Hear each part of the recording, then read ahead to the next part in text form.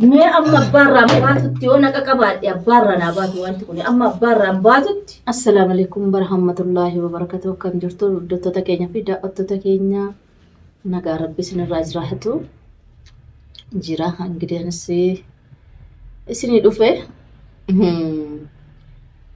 ani harka nadhaa kanammoo waa tokko bichaatu na ajaa'ibe. Maaltu si ajaa'ibe yoo jettanii namni tokko naasu tokko malee rifaatu tokko malee ofumarraa bahee waan godhe qaxxituma mana sadan taa'ee jiraadhatoo jedhu nama sanaa wajjiniin jiraadhatoo jedhu akkamitti waan godhe taa'ee ijuma guutuu waan kana anatu sirratti hojjete. Anatu ilmoo keetirratti illee waan kana hojjete akka feete na godhi yoo jedhu namni tokko mee matuma isaatti maalaa fakkaatu jedhee oo yaadu gaafii natti ta'aa jira baay'ise. Garuu dhiifama gochuuf kiyyaa fi natti nulfaanne tokko natti nulfaanne wanti natti ulfaate bakka isaa kana rabbiin jedhiniitoo ana ta'e gocha akkanaa godhe. Namni kun maallatti yaada maal narraan ga'a gocha akkanaa godhee akkamitti nama kana fuuldura dhaabbadha jedhee yaadu namni tokko. Nasiibuma ofumarraa bahee kalaas waan fedhe naa gootu dhuguma gara rabbii kiyyattan deebi'a. Nama rabbiin sodaachuu dhiisee nama sodaadhuti. Kana kalee sanatu qalaxe har'a dhiifama gaafachuun narra jira jedhee wassanii haa jedhu haa godhu. Wayin immoo maal dhibdii dubartiidha. Kalaas ittan futtaafadhee himaa waan feete haa jettu waan feete hojjettee haala kamiinuu hirmichaa qopheeffadheen jira kan jedhu yaadee haa ta'u. Mataa kiyyatti gaafii natti ta'ee jira. Gochinni kalee sanarratti godhe kun. Dhiifamni kanuma rabbi jaalatu namni gadaayiidhaa ajjeesee nata ajjeese hoo jedhee abbumti fedhee kana hunda tukurratti ittiin fudhatu. Garuu kun immoo gadaayii keessaa gadaayii caaltu. Ana manuma koo keessatti na jaanjessee of na wallaalchisee mucayyoo ganaa waa tokko hin beekne irratti ejjennoo akkanaa fudhate sodaa tokko malee taa'ee anatu sirratti waan akkanaa dalage. Anatu ilmoo keetirratti waan akkanaa dalage dhiifama naa godhe afaanuma guutu shakkii tokko malee. Kana naan jechuusaa gaafii natti uumaa jira. Hordoftoota keenyaaf daawwattoota keenyaa giraa na gabbaasisaa jira gochisaa kun. Garuu namni nama ta'ee hin dogoggorre hin jiru. Dogoggora akkana amma hamrii kiyyaa har'aa irratti waan akkanaa dhaga'ee hin beeku. Argees hin beeku dhaga'ees hin beeku. Garuu alhamdulillahi rabbiin haqa kiyya baasu. Alhamdulillahi rabbiin haqa mucayyoon hammarraa tona caqaccabtuu jalaa callise kana haqa ishii naa baasuuf alhamdulillahi akkuma na gammadee rabbii kiyya galateeffadhu isinis naa gammaddan jedhee tanan abdii qaba. Naa galatoomaa naa ulfaadhaa warri na duukaa taatanii bakka nan dogoggoretti waan addaa na gorsitanii wayiif naan jedhanii laata jedhee anis ofarramaa deemuu kiyyaaf naa galatoomaa naa ulfaadhaadha. Amma mee kanuma kana naan jedheef waamin isin fuulduratti ijjannoo akkamiirra dhaabbatteeti? Abdii akkamii ofirratti uumteeti? Dandeettii akkamiitiin wayis mee yaada akkamiirra dhaabbatteeti waan kana natu godhe? Keeyyallee kiyyaa kan ilmoo kiyyaa. Ilmoo tokkitti akka ija tokkotti ilaalaa jiru. Afaan wallaalchisee. Gochan taane ilmoo amma nageessu irratti uume anatu kana godhe jedhee wanatti xiqqoo mee mataan isaa kun akkam yaada jedheeni asaabuun narra jira. Garuu waa tokko rabbi jettee afoota lilla jettee immoo keessa deebi'uun araama anarratti araama amma keessa deebi'uu yaadatti toon taane mee maal marra dhaabbattee waan kana naan jechuu dandeesse kan jedhamu isin irraa eenyu jedhu. Gaafii kan natti ta'e kun isinitti akkam ta'e kan jedhamu tokko isin gaafadha. Mee amma immoo kan jedhu kana dhugaa isaatti gaafidhuma isa qulqulluu garaa qulqulluu laphee qulqulluu sharrii tokko of keessaa baasen gara rabbii kiyyaatti deebi'ee kanaan booda waadaa rabbii seenee garum fuulduraatiif eenyumaafu haala musiibaa kanarraa of deebisee gara rabbii kiyyaatti garagalee jira.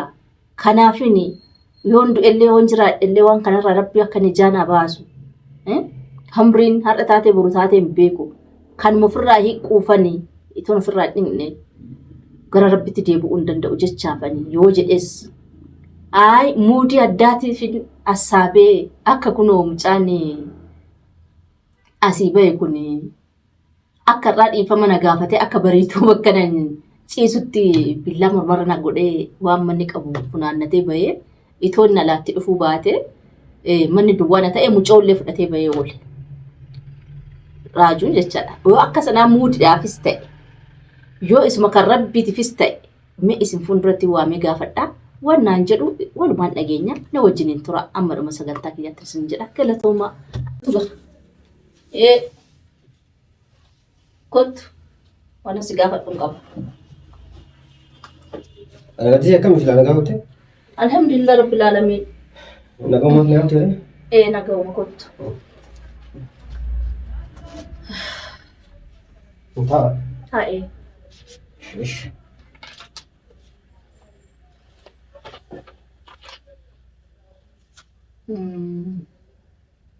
Gaaddisa.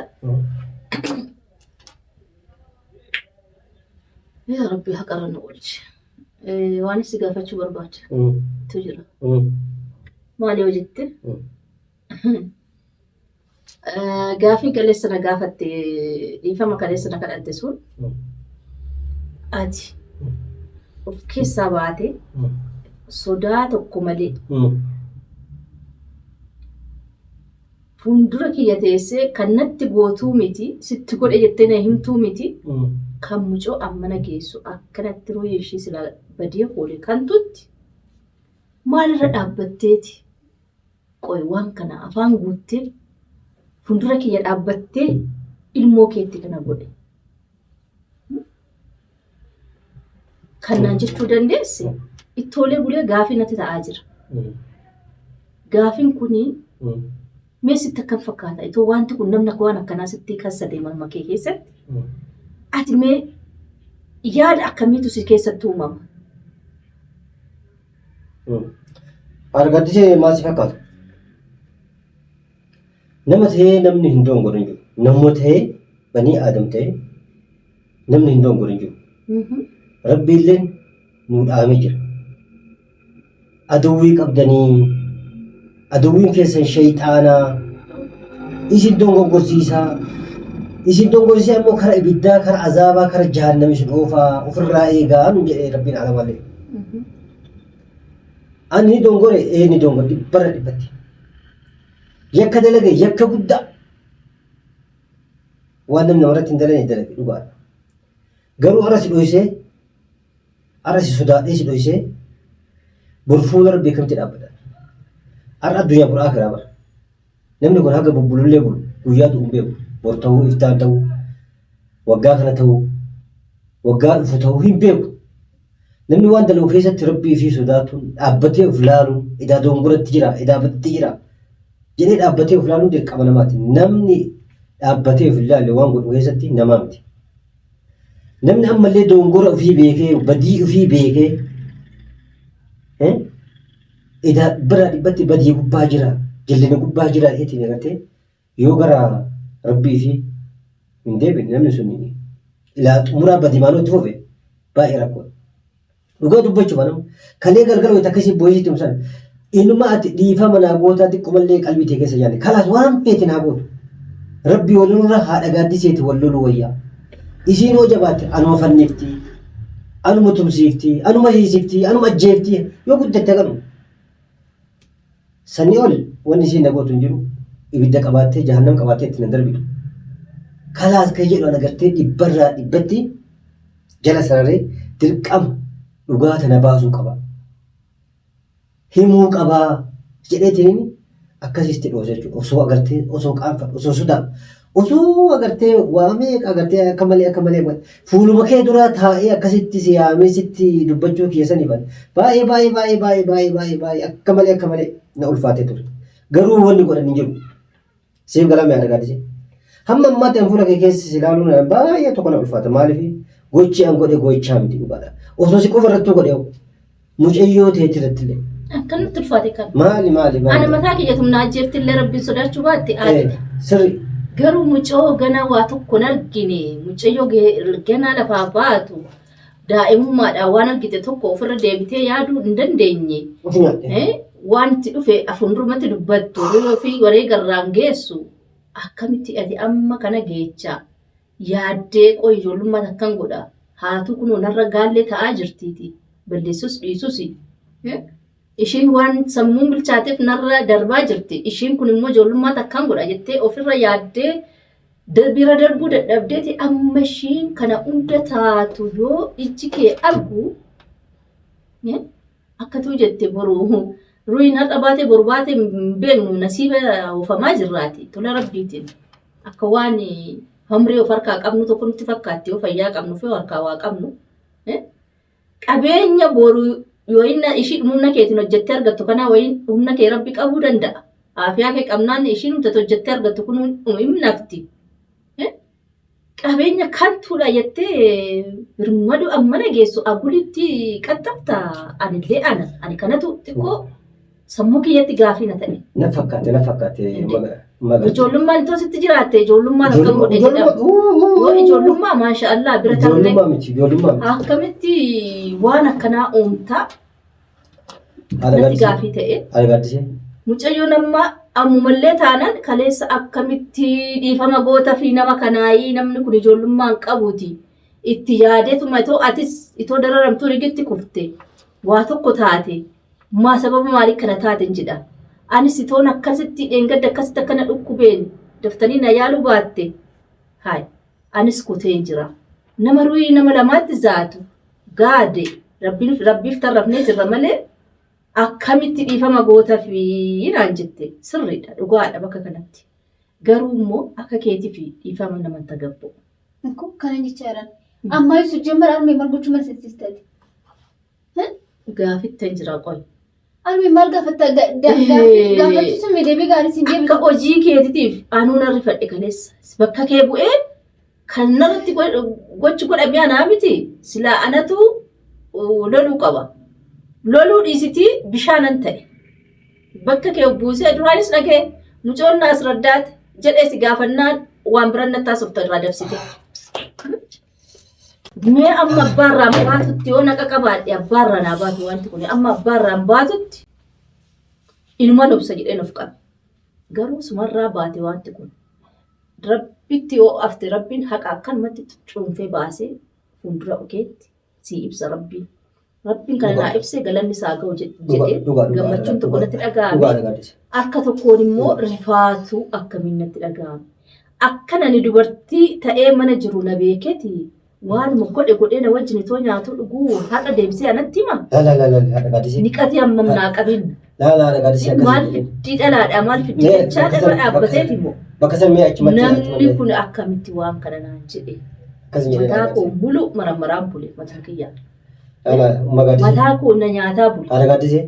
Garuu gochi akkanaa qoy maaltu sitti dhufeeti. Maaltu ta'eeti hojjettee hin argatta. Indum damooza keetiin haalatti waan na gaafatte tokkoof duuba laalu gara dabarseen sitti kenna. Gadi taa'e kan maaltu si dhaabu?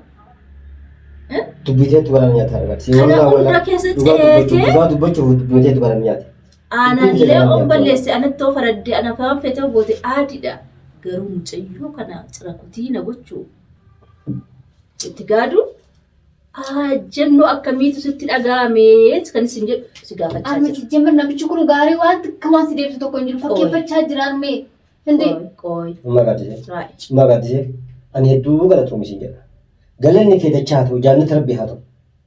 Baay'ee si galatu waan si godhu hin beeku. Galata kee si deebisuu hin danda'u. Garuu ani si tuffadhee deemtu dhugaa dubbatu. Ati dhiira caalta. Onnittis jegnummattis humna hundaanu. Si tuffadhee osoo hin ta'in kalaas karama cabxee na haa cabxuu. wanni feete haa galtuu kana kun feete naa gootu ofirraa baheetu mana gartee dhibbarraa dhibbatti ofirraa bahee waan feete naa gootu jedheetu maali waan san hunda sitti dhoose jechuudha. Garuu akkasitti dhiifama naa gootu keetiif hedduu galatoomi siin jedha argattee ani wallaahi amanuu dadhabee guutuu akkatti taa'aa bulee. Haati gaaddisee dhugamaan garamaan dhiifama naan jettee mubada. Rifatteetumaan agartee uma jettu wallaalteetumaan agartee akkasitti kalaasaan dhiifama si godhe rabbiin dhiifama si haa godhu naan jettimu. Sila akkamii jedha akkuma tamma yaadaa atillee faallaa yaaddi malee kun. Mootiin qabatuuf immoo gurmaan kun namtichi kun dhugamaan agartee waan kana hunda badii tana hunda dalagee agartee na dura taa'ee ammallee ija agartee ija gaalaa liqimsee ammallee akkanuma himaa. Kayak tadi lihat apa malu tadi. Anillah darah aku kalau jatuh terseri dan aku marah. Cuma karena di mana nak lihat aja lah kufe. Di mana mak ada gadis saya nabasi malu jadi. Arah rakko kamu simba saja jadi. Malu ada gadis. Bari itu sah. Malu. Bila malam kita punya marah nak abe. Mina mana gure. Muncul satu koran rasa sebilat tiye. Ammas tanan namichi kunuun sobaatu ma jira. Afaan itti taphatabaa jira sijjamariyu. Maal jettina jedhi amma gara hunduratti immoo waan biraatu dhalata laalarme. Is rabbi akka jira. Ana ammas wanta siin jedhu. Ishii dhumaa ishii akeera. Daarii kana siin jedha waan tokko siin jedha waan sanarra dabarte taanaan. Anillee waadaa rabbii na seena akka of duuba siin deemne. Garuu ati waan kana bira dabarte anaa miti mucoo kiyyaa miti namuma huuma rabbi uume irratti. Abadan. Namuma huuma rabbi uume midiri kanarra jirutti akka kee zarazzartee kanaan booda wannan taane kana seensa seentee namarratti waa gochuu yaadde ta'e taanaan rabbi akkasin maarre rabbi tansi qaba. Laakan amma booda gosa na ta'e irraan argatti. Aniin kun ijoollee miti nama guddaadha. Nama yaadate nama ijoollee qabsi aniin kun. Alamati kun aadi. Wallahi wal ta'ee jiraadhe. Kan na uume tokkicha sanarraa. Yoo inni kanaan badda kanaan miidhamta jedhe aadiidha gara kiyya. Garuu namuma biraatifu waada rabbisee. Kana bichaa si gaafadha. Abadan. Kana dhibbatti waadii siiseen. Waada rabbii yoo seente. Abbama fedha diina sana cabsitee goote kan si gaafatu rabbi malee namaa miti. Ammas ta'ee borus. Sirri dhaabbataa. Ani diina dhiiratu. Kana gochuu jechuun sifoon kiyyaa miti. Akkatti yoo nama ta'e irra gaarii. Sifoon kiyyaa miti. Dhiiga kiyyaa miti. Diina irrattu waan akkana amma booda gocha akkanaa kana ni godhe. Sammuu tana keessa ni yaadu qaba. Sammuu abbama namummaa isaatiin kabaju. Namummaa isaatiin waan danda'e cinaa dhaabbatu malee kanaan amma booda sharri nama yaadu shira nama yaadu kanarra naan uf argee jira. Haga gara kana deebi'an gammachuun itti dhagame anatu beeka dhagame. Haga gammadaan. Inkaan namaa miti tafkiin lafarra deemtu. Sirallaa dhugaatii dhugaa qabda sirallaa dhugaatii. Gaaddisee dhugaa qabda sirallaa maaliif? Inkaan namaa miti tafkiin lafarra deemtullee ruhii qabdi wayii fuume rabbiin. Ruhii sana rabbi akkatti keessaa baasu isa tokko qaba malee nutiin kun quban qabnu garuu nuti tuffannee irra deemna. Sirri. Ilmoo namaa akka keetii eenyumtu xaaratee argachuuf eenyumtu maal jedhu yaada ati garuu namarratti falfalta. Haala gaaddisee ani kana booda ahadi rabbii dhugu. Rabbii aalamaatiin si kadhe si miti gaaddisee miti dhaluma namaa irratti nama ilmoo namaa ta'e bineensatti waan akkanaa dalagu. Siif galamti. Gaaddisee atiillee dhiifama guutuu si jedha. Wanni aannan jechaa dhufu moodii miti, kijibaa miti, dharaa miti. Dhuguma rabbii sanii waan kana gaati. Gama rabbii kiyyaa deebi'an. Godhadhu malee ani siin ta'u. Atis dhiifama guddaa na godhe gaaddisee dhugaadha. Dhugama qabdaa atiillee. Dhiifama guddaa si kadha. Dhummaa gaaddisee atiillee dhiifama hamma gara kiyyaan eduma si jedhe garuu dubbuma kana toon hin gaafanne rifaatuudhaan hin bayyane jechuun keessumaa giraana gabba'e. Dubbima gaafatamtu sirrii. Dubbima si gaafachiiftu dhugaa qabdu bakka na gaafatte hedduu galatoomii jedha. Garuu garaa qulqulluun onnee qulqulluun dhiifama guddaa na godhe haadha gaaddisee. Rabbi dhiifama si haa godhu. Dhiifama guddaa si jedha. Dhiifama amma na jedhamu. Haqaaf soba adda baasee kan beeku rabbiin dhiifama si haa godhu. Hedduu galatoomii jedha. Kanaas galatoomii galatoomii. Atis gaaddisee dhiifama guddaa si kadhasiise. fakkeeffatanii fuuldura isa mul'achaa jira. Ati ati kalaas tas gabbaa'e mallee si dhagalaan jirtu dhugaa waan taate beektaa dhugaa dhiiga qibte dhugaa qabdati sirra ilaalu dhugaa dhiifama uummata kana kun qabu garuu ati mootii miti